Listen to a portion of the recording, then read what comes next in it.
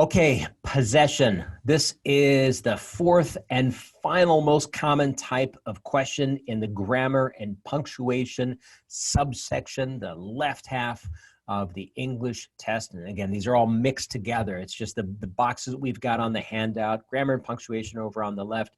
And then we're going to be dealing with rhetorical skills. Those are in the box on the right. And there's a couple of videos you're going to be watching there. One of them that groups together 3 types of rhetorical skills questions. So grammar and punctuation, usually shorter questions with no additional text beyond the answer choices and only one possible answer, kind of like math problems. Good. So let's think about this. Possession, it's really about how to use an apostrophe.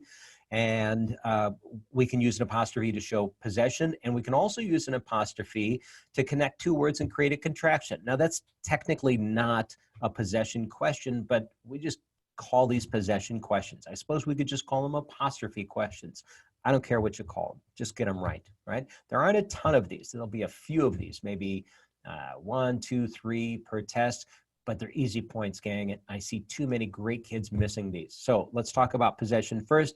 Possession basically is ownership, but some people struggle with that concept of like ownership, physical ownership, that type of thing. So really the test is, does anything belong to anyone or anything, right? Is anything in the possession of something else? Got it. In this example, the dog's bone was buried. Yeah, the dog didn't go to PetSmart.com or whatever and buy the bones. He or she or it doesn't own them, but try to take the bone away and the dog will let you know who owns it. The dog's bone was buried. Yeah, it is the bone of the dog, so there's definitely possession there. That's what we mean by possession, okay?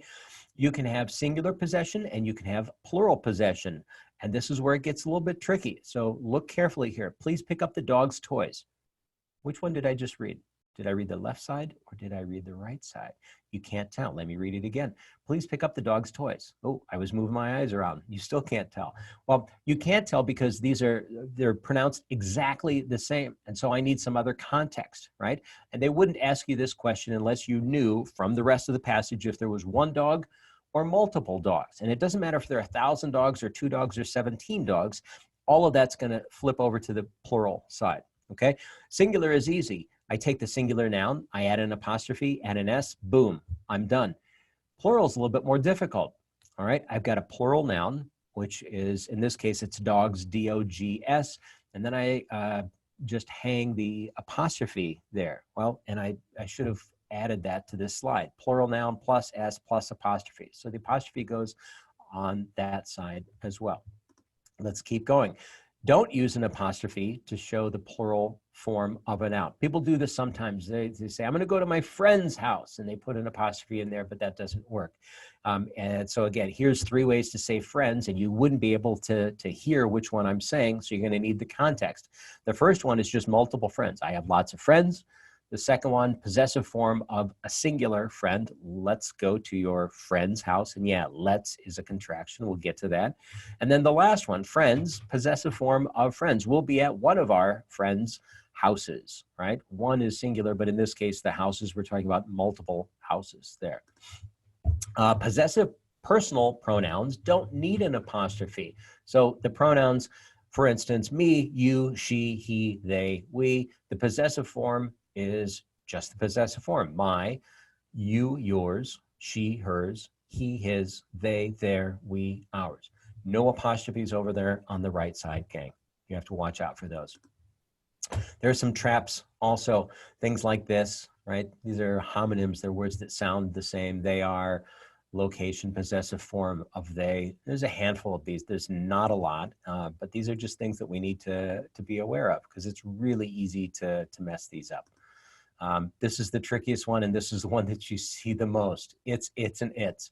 And I always write them like this, and then there's a way that I always go through these to think about these. And they may not be written like this, and the ACT may not include all 3, but they usually include all 3. So the first thing I want you to do is find the one with the apostrophe on the outside of the S, ITS apostrophe. Sorry for the language here, folks, but it is complete BS. It's never right under any circumstances. That is not an actual part of the English language, ITS apostrophe. It doesn't mean anything. There's no way you can write a sentence and then pick ITS apostrophe. Well, but isn't that the plural possessive form of it? There is no plural possessive form of it. It is always singular.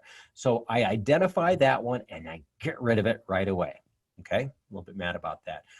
The second thing I do is then I look for the contraction with the apostrophe between the T and the S, IT apostrophe S, and then I break that sucker apart and I read it as it is, okay? It is.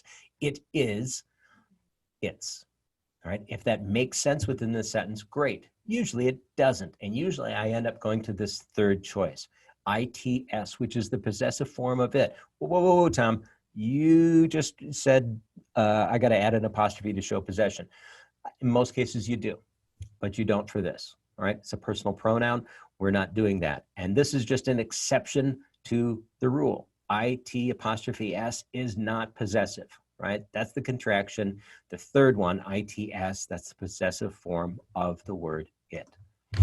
All right, and now contractions. These really aren't a major issue on the ACT, but there is one exception that they throw at you. So which one of these is correct? He should have stopped for gas, or he should have stopped for gas. Well, both of them sound the same if you read them kind of fast. He should have stopped for gas. He should have stopped for gas.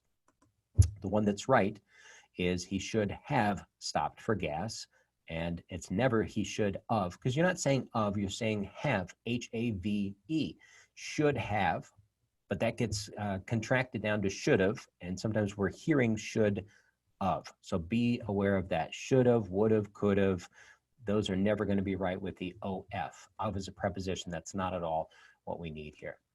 That's possession. Go back, look through those, and then work through the quiz and just pay particular attention to those things. When I'm doing those it's questions, you know, I've been doing this a while, folks. I know how to figure out the right one, but I still go through the same process. I look for the ITS apostrophe, throw it out, that's BS. I look for the IT apostrophe S, pop it apart. It is, read it as it is in your brain or out loud if you have to, if you can.